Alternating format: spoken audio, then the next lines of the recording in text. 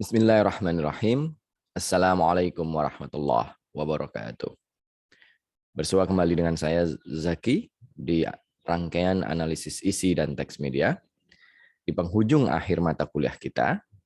Dan kali ini adalah penutup dari seluruh rangkaian perjumpaan pada blok analisis wacana.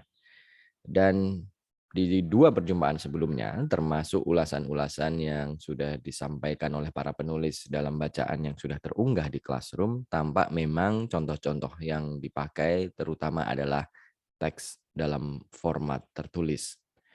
Nah, saya ingin Anda mendapatkan persepsi yang tepat, tidak keliru, menangkap bahwa analisis wacana bukan hanya untuk teks tertulis belaka. Jadi, seperti blok-blok metode yang sudah-sudah, teks media yang bentuknya apapun juga bisa ditengok dari analisis wacana, termasuk imaji visual. Itulah yang akan jadi muatan dari pemaparan kali ini. Seperti sudah ditulis Gillian Rose dalam Visual Methodologies, dia mendedikasikan 2 bab khusus tentang analisis wacana atau discourse analysis. Di bab-bab yang lain sudah pernah saya sampaikan sesuai metode-metode yang lain. Nah, khusus di 2 bab ini hanya tentang wacana dia yang mendedikasikan sampai 2 bab ya. Mungkin karena saking perlunya dia untuk menjelaskan titik berangkatnya, termasuk tidak hanya tiba-tiba langsung ke metode, tapi dari mana gagasan ini muncul. Dia juga kembali ke pemikiran pokok Michel Foucault, terutama pada aspek antara power, kuasa, knowledge, pengetahuan, dan truth, kebenaran. Dan bagaimana kelindahan di antaranya yang kemudian mendasari pokok-pokok pemikiran analisisnya. Menurut Gillian Rose, imaji visual dimanapun dan dalam bentuk apapun melalui saluran media apapun harus dilihat tidak sekadar menampilkan yang tampak, the obvious one. Di balik itu ada catatan-catatan, kira-kira begitu. Karena imaji visual yang seperti itu pada dasarnya membawa, mengirimkan, menjadi sarana, serta membentuk dan meneguhkan wacana tertentu. Dengan kata lain, penting bagi kita untuk terus melihat imaji-imaji visual gini dalam kacamata penuh curiga, tanda petik ya, penuh curiga. Maksudnya adalah di balik yang tampak selalu ada hal-hal lebih dalam yang bisa dilihat, terutama mengenai aspek institusionalisasi cara melihat, the ways of seeing. Nah, itulah yang ingin dibongkar secara diskursif dari imaji-imaji visual. Jadi, kalau kemudian foto di dalam berita misalnya, atau imaji visual iklan seperti contoh di buku ini, atau juga lebih spesifik Gillian Rose membicarakan banyak tentang arsip-arsip visual, ya kan? Arsip-arsip yang kemudian menjadi pengetahuan kolektif sebuah bangsa. Dan itu harus juga ditengok secara diskursif. Siapa yang membuat gambar visual itu, baik sketsa, foto, motion picture atau video footage ya, itu siapa. Nah, kemudian pada konteks apa, untuk tujuan apa, dan ketika sebagai arsip yang ditengok di masa kini, dia juga dibaca ulang lagi. Nah, itu esensi dari mencurigai tadi ya, bahwa di balik semua itu ada cara pelembagaan atau sistematika. Ingat kemarin di penjelasan tentang wacana, ada tentang produksi atas sesuatu yang disistematikakan. Dan kemudian dia menjadi cara kita melihat yang terinstitusionalisasi. Intinya adalah segala sesuatu yang tampak alamiah, natural, memang begitu adanya, pada dasarnya tidak. Itulah yang kemudian menjadi esensi kerja-kerja diskursif atau analisis wacana dalam imaji-imaji visual. Nah, pada kesempatan kali ini, kalau banyak sumber juga sudah membicarakan tentang foto berita, kemudian desain grafis, sketsa di majalah, di media, atau konten di media digital. Nah, saya ingin bawa imaji visual dalam format yang jauh lebih kompleks secara diskursifnya, yaitu seni visual, terutama seni rupa. Terkadang sebagai sebuah bentuk ekspresi budaya, ya tidak hanya ekspresi individual si perupanya atau pelukisnya, seni visual ini bisa dianggap juga sebagai medium visual yang kemudian karyanya sendiri ketika sudah hadir ke publik menjadi teks media yang penting dan juga menjadi sarana tadi yang dibilang Rose sebagai ruang untuk produksi wacana. Satu contoh seperti ini adalah lukisan fenomenal karya Joko Peke berjudul Berburu Celeng yang dilukis dan kemudian hadir di publik tahun 1998. Ada yang pernah lihat mungkin visualnya atau mungkin namanya. Lukisan ini menjadi fenomenal saat itu karena terjual hingga 1 miliar rupiah. Namun bukan hanya nilai transaksi karya seninya yang fenomenal menurut saya, ya itu fenomenal di zamannya ya.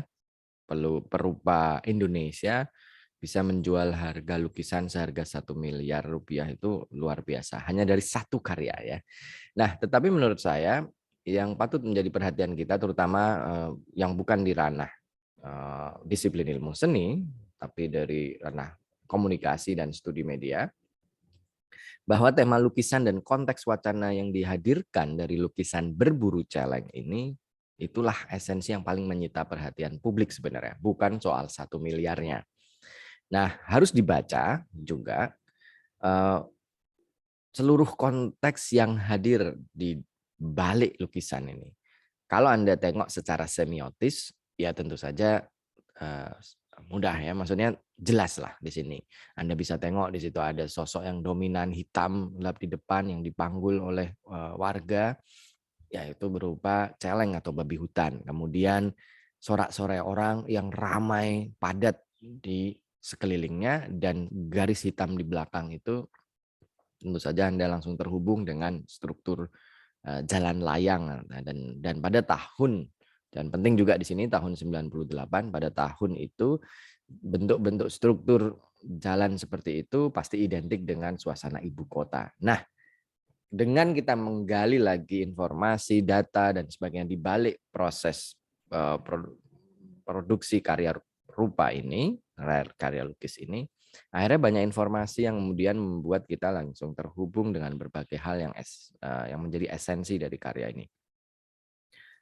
Tahunnya tadi 98. Kemudian cek lagi bahwa lukisan ini dibuat hanya beberapa bulan persis sebelum Soeharto turun sebagai puncak pemimpin rezim Orde Baru dengan gaya otoritarianisme dan pendekatan militeristik. 32 tahun berkuasa, kemudian turun, dan Joko Pekik sendiri adalah seorang perupa senior yang sudah melukis sejak tahun 50-an, 60-an bahkan dia sangat itu. Tapi kemudian di kurun waktu masa Orde Baru berkuasa, dia juga sempat dijadikan subjek dan objek hukum sebagai tahanan politik. Dia dipenjara tanpa pengadilan.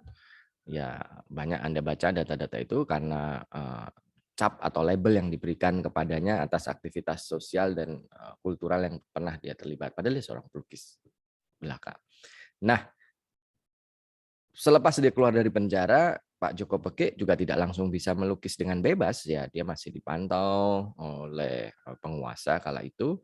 Dia baru mulai melukis kembali akhir 80-an, itu pun baru secara publik bisa dimunculkan tahun 90-an. Persis ketika menjelang akhir masa kepemimpinan otoriter Soeharto, dia melukis Berburu Celeng ini. Tak dinyana tentu saja ini mendapat perhatian karena simbolisasi yang kemudian muncul baik di dalam lukisannya maupun seluruh perjalanan rangkaian kekaryaannya bicara pada aspek yang jauh lebih kompleks dari sekedar simbol-simbol atau penanda-penanda semiotisnya. Nah, itu yang kemudian ingin saya bawa. Dengan format berupa teks medianya adalah medium visual berupa lukisan, terkadang kita bisa bicara melampaui hal-hal yang semiotis di situ. Ingat, di semiotik kita bicara tentang bagaimana makna terbentuk atau direpresentasikan. Sementara dari analisis wacana kita bicara bagaimana dan mengapa. Nah, mengapa kemudian ini terbentuk. Dalam hal ini cara untuk kemudian menelaahnya tentu saja tidak bisa berhenti pada satu karya tadi, Berburu Celeng.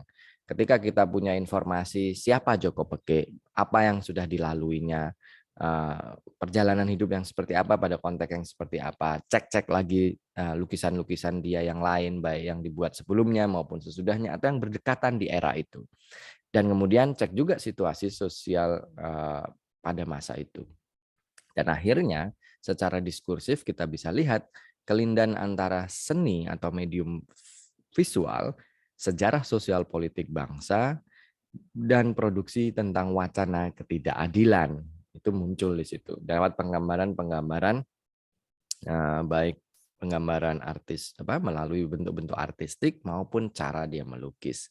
Dia sendiri berada di secara kesenimanan berada pada ranah antara realisme dan ekspresionisme. Realisme karena dia selalu bicara situasi-situasi di sekitarnya ya, seperti ini pengamen istirahat, penjaga malam, Bukit Parangtritis, atau itu format patung dari Berburu Celeng tadi dan berbagai lukisan yang lain selalu begitu. Dengan teknik ekspresionisme, dengan wet stroke istilahnya, cara menggunakan cat air di atas kanvas yang dalam kondisi basah dan harus cepat diselesaikan karena dia mengekspresikan, dan biasanya itulah yang kemudian jadi sajian atau kekaryaan dari sudut pandang artistik dan estetikanya. Nah, elemen-elemen itu baik yang intrinsik di dalam karyanya, estetika, teknik artistiknya, dan kemudian elemen-elemen konteks di luarnya. Ingat yang waktu di model-model CDA seperti Tena Van Dyck maupun Norman Fairclough, setiap teks dilingkupi oleh konteks yang besar. Dan untuk menuju ke situ ada tahapan-tahapan. Kalau pakai Van Dyck ya berarti cek kognisi sosialnya. Dalam hal ini berarti kognisi sosialnya diwakili oleh struktur-struktur seperti dunia kesenimanannya, artinya kreatornya Joko Peke siapa dan mengapa dia bisa membuat karya ini, ditengok, dicek, ditulis. Kemudian juga karena dia lukisan untuk ke publik, berarti kemudian ada manajer galeri, ada struktur berikutnya adalah balai lelang, kurator, dan juga kolektor seni ya.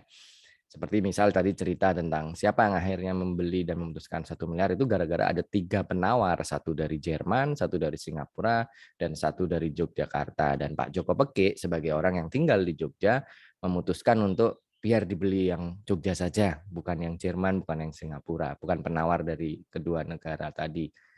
Menurut dia karena biar dia tetap bisa melihat sewaktu-waktu karya itu disimpan oleh kolektor di Jogja. Nah, hal-hal seperti ini akan menjadi informasi yang penting dalam analisisnya, dan akhirnya kita bisa bicara tentang wacana ketidakadilan karena memang seluruh rangkaian di balik itu semua bisa dibawa ke sana dan punya dasar argumennya. Dan tentu saja seperti di Telaah Wacana dia selalu dibilang historical specificity.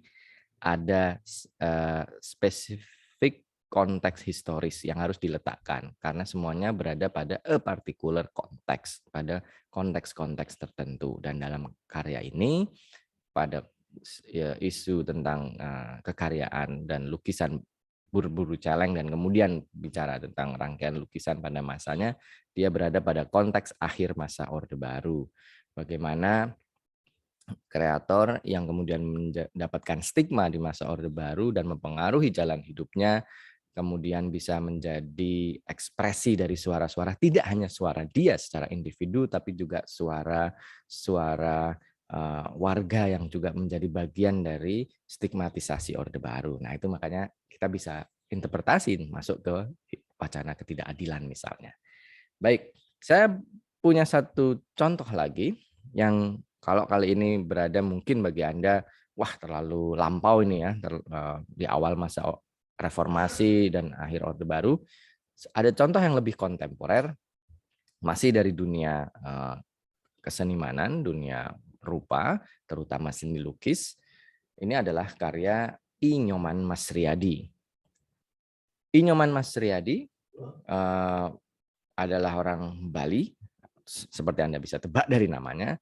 Tapi serupa dengan Joko Pekik, cuma beda jalur hidup, tentu saja karena konteks waktu yang berbeda. Kalau Joko Pekik adalah seniman yang lahir dari kultur sanggar, meskipun dia juga sempat sekolah formal, tapi dia tumbuh kesenimanannya dalam kultur sanggar. Sementara I Nyoman Mas Riyadi datang dari Bali ke Jogja untuk bersekolah atau studi formal di Institut Seni Indonesia di Yogyakarta, dan tumbuh secara teknis, pengetahuan, dan juga lingkungan jejaring sosial kesenimanannya dari kultur sekolahan. Ya. Nah, dia melukis ini, The Man from Bantul, atau dalam bahasa Inggris biasanya diberi tajuk Final Round, di tahun 2000. Dan lagi-lagi, lukisan ini menjadi fenomenal karena, dan ini lebih luar biasa lagi dari sisi nominalnya, dan ini juga memecahkan rekor dari kalangan perupa Indonesia pada tahun 2011. Jadi 11 tahun setelah karya ini dibuat, The Man from Bantul terjual di balai lelang Sotheby's di Hong Kong senilai lebih dari 7,8 juta dolar Hong Kong, atau lebih dari 1 juta dolar Amerika Serikat, kalau di kurs ke rupiah sekitar 14,4 miliar rupiah. Luar biasa ya, dari satu lukisan. Nah, lagi-lagi yang ingin saya bawa di sini bukan hanya nilai transaksi karya seninya yang fenomenal ini, dan juga seluruh cerita di balik gegap gembitanya karya ini akhirnya terjual di balai lelang luar negeri. Tapi yang ingin saya bawa, apa yang kemudian di balik itu, kayak tadi Gillian Rose bilang kan, mari kita curigai dari sisi banyak halnya. Dan ada apa, kenapa orang sampai harus memperhatikan ini, dan kemudian ini menjadi dapat perhatian publik yang lebih luas juga di luar perebutan para kolektornya. Memang kalau soal lelang itu kan istilahnya, apalagi lelang karya seni, biasanya hanya permainan-permainan elit para kolektor dan juga manajer-manajer galeri dan sebagainya ya. Tapi yang ingin saya bawa adalah memang dari karya ini, lukisan ini, dan juga lukisan-lukisan I Nyoman Mas Riyadi yang lainnya pada masa ini, baik dari sisi teknik penyajian, konteks wacana yang dihadirkan oleh Mas Riyadi, memang layak mendapat perhatian dan perbincangan tidak hanya di kalangan seni, tapi juga publik kebudayaan secara umum.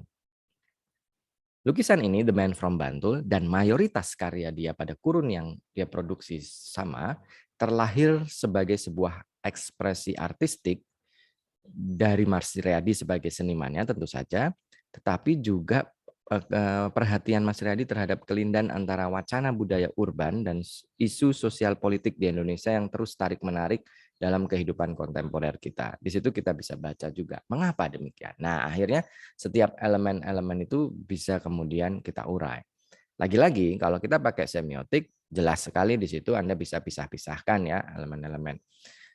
Seperti contoh, Mas Riyadi selalu menggunakan pendekatan artistik model figuratif dan deformatif ya kan.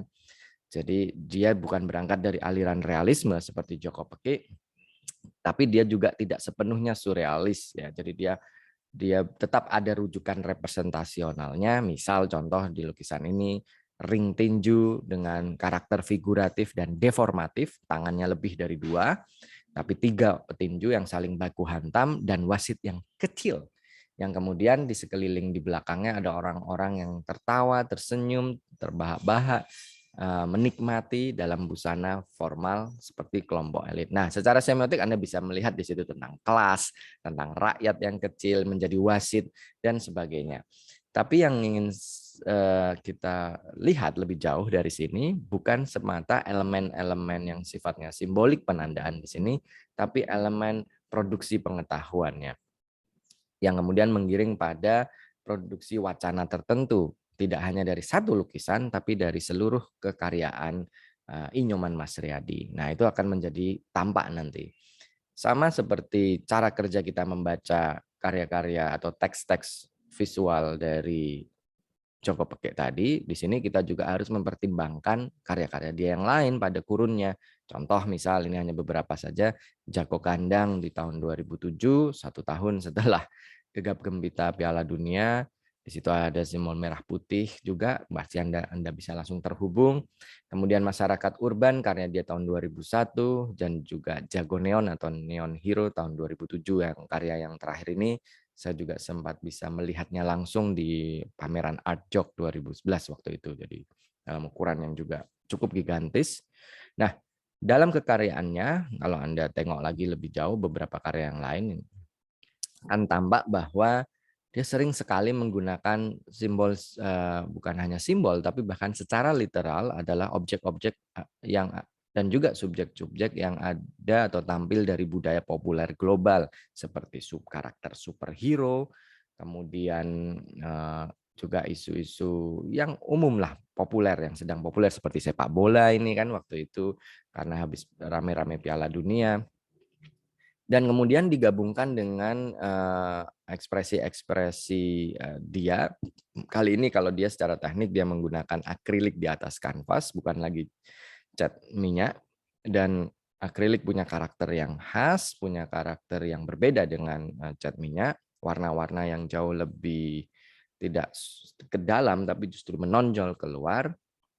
Dan juga kontras dengan yang satu dengan yang lainnya. Dan dia cenderung permukaannya juga bisa dibuat lebih tidak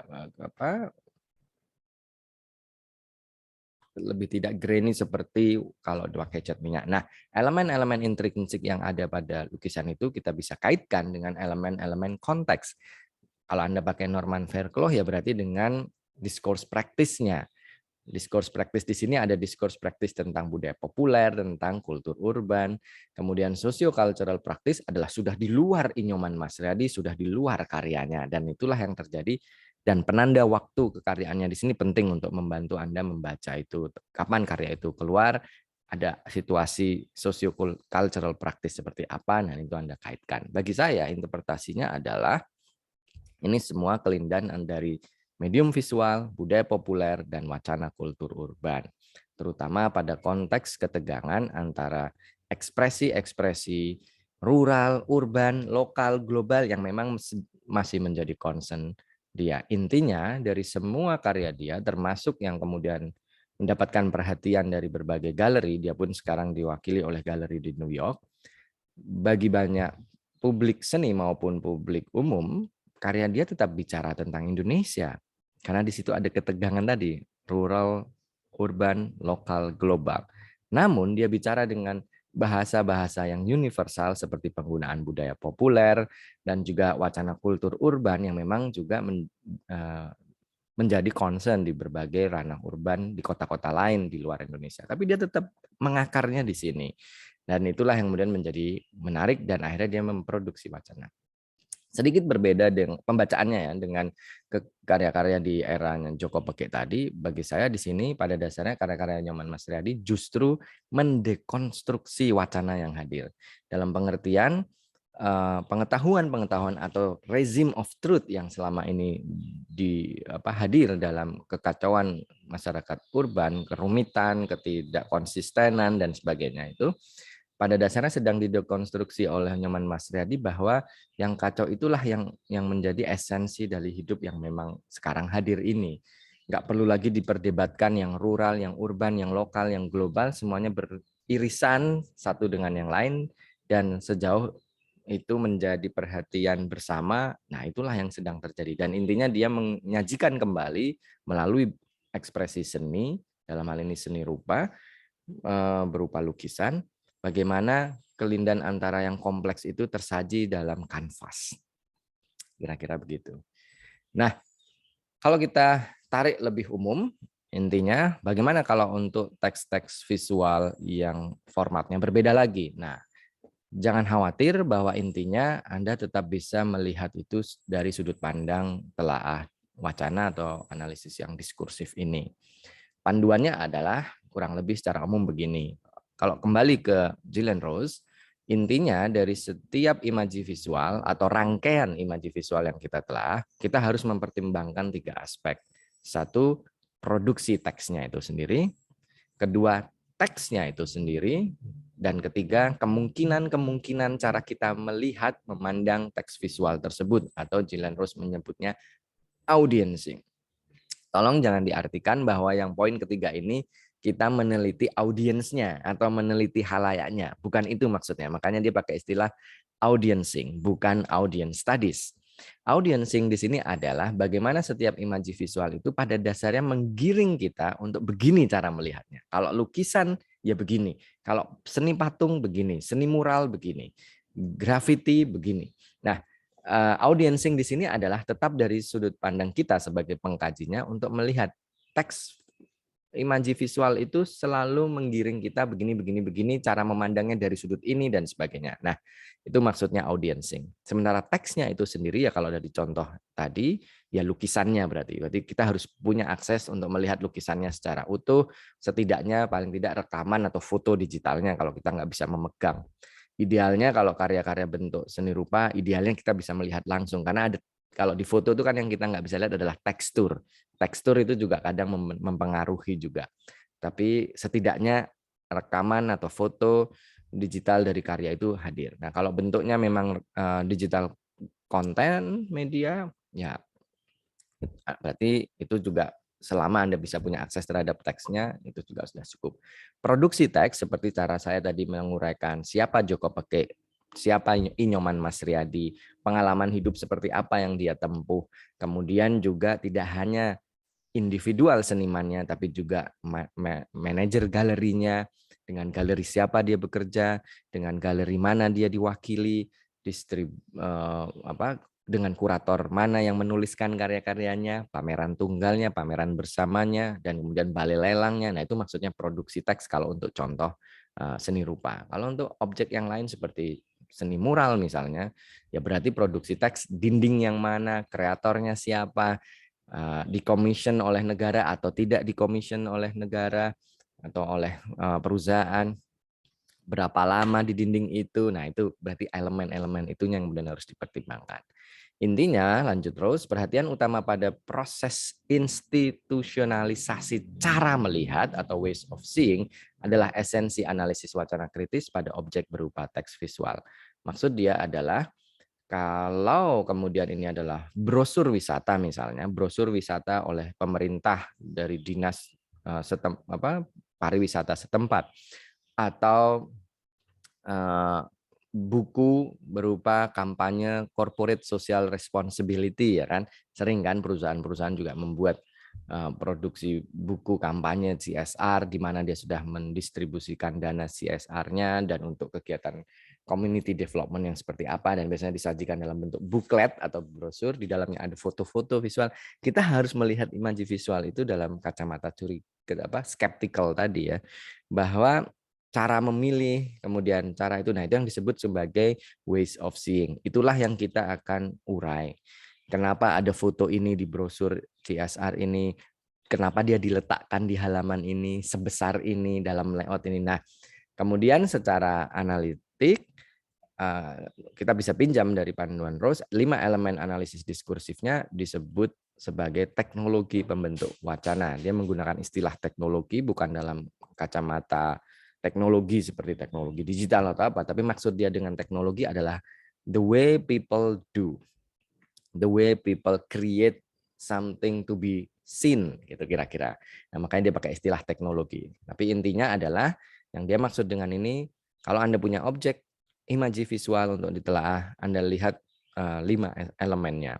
Bagaimana teknologi cara penyajian atau the display. Kalau dia dalam bentuk lukisan, ya ketika itu menjadi bertemu publik di ruang galeri, diletakkan di mana, bersama karya yang mana, cara dan sebagainya, kemudian pencahayaannya. Nah, itu juga. Ya kalau itu ada di ruang publik seperti dinding kota, seperti mural, berarti ya dia ada di jalan mana, kemudian menghadap ke siapa, ya kan, atau menghadap ke posisi apa. Nah, itu the display. Yang kedua adalah the interpretation. Bagaimana kemudian interpretasi kita bisa terhubung dengan si imaji visual itu. Dan itu dibentuk juga dari cara peletakan tadi. Yang ketiga, the layout. The layout tergantung objek yang Anda telaah. Kalau itu pameran lukisan berarti keseluruhan layout di dalam ruangan itu. Tapi kalau Anda melihat itu adalah iklan, baik iklan gambar diam maupun gambar bergerak di ranah digital misalnya, di media sosial misalnya, ya berarti layout dari tata letak seluruh elemen yang ada di situ. Keempat, dia juga melihat pentingnya the architectural technology, atau saya menambahkannya kadang tidak selalu architectural, tapi built environment. Maksudnya, elemen-elemen fisik di mana karya itu hadir, itu penting juga. Kalau karya itu hadir di ruang seperti gedung tua yang sudah tidak terpakai misalnya, contoh tadi mural. Nah, itu berbeda ketika kita membaca mural itu hadir di sebuah kantor bank yang masih aktif. Nah, itu maksudnya pentingnya untuk membaca itu juga. Kelima adalah the space in between the visual. Menurut Rose, penting juga untuk melihat ruang-ruang di antara objek visualnya. Jadi yang justru tidak ada visualnya itu menjadi penting. Nah, makanya disebutnya space in between. Kalau Anda meneliti karya rupa misalnya dalam bentuk pameran di galeri atau di museum, nah ruang di antara setiap karya itu penting. Berapa jaraknya? Kenapa kok ini berhimpitan dekat sementara karya ini agak jauh-jauhan? Nah, itu penting menurut dia. Begitu juga kalau Anda melihat misal tidak dalam konteks objek fisik material yang bisa Anda datangi, imersif, tapi bentuknya misalnya adalah foto berita di koran misalnya, atau foto berita di majalah, foto berita di laman website. Lihat space in between-nya. Foto itu diletakkan di atas berita, atau berjajaran dengan foto lain, atau di samping iklan. Nah, space in between-nya Anda tengok. Kenapa kemudian itu jaraknya dekat, jaraknya jauh? Nah, bukan untuk diukur ya, bukan untuk diukur, tapi untuk dibaca pola atau pattern-nya. Dan space in between the visual itu menentukan cara kita juga melihat atau bagian dari ways of seeing. Ya, inilah panduan pokok yang semoga dengan contoh karya berupa imaji visual tadi, dan saya sengaja memilih yang paling kompleks yaitu bentuk seni visual, dalam hal ini seni rupa dalam format lukisan, untuk melihat bahwa objek yang sekompleks itu pun bisa kita tengok dari telaah diskursif atau analisis wacana kritis. Lebih-lebih lagi karya-karya yang juga sudah dalam struktur institusi yang lebih baku, seperti material-material visual di dalam media konvensional maupun media algoritmis yang kita kenal sehari-hari. Jadi sama panduannya. Baik, saya akhiri di sini. Semoga panduan dari Gillian Rose dan juga pengantar tadi dari saya atas cara saya mendekati objek-objek visual tadi juga bisa cukup melengkapi pengetahuan dan toolkit Anda dari sudut pandang analisis wacana kritis, dan semoga nanti ke depan juga bisa Anda praktikkan dalam kesempatan-kesempatan yang lainnya, baik di perkuliahan ini maupun di luar perkuliahan ini selepas Anda sudah selesai atau dalam proses menyelesaikan studi Anda. Jangan khawatir, nanti dokumen PDF dari seluruh slide saya pada blog analisis wacana akan saya unggahkan juga secara terpisah. Kemudian kita akan berjumpa secara sinkron pekan depan untuk refleksi penutup sekaligus persiapan ujian akhir semester Anda. Terima kasih. Billahi taufiq wal hidayah. Wassalamualaikum warahmatullahi wabarakatuh.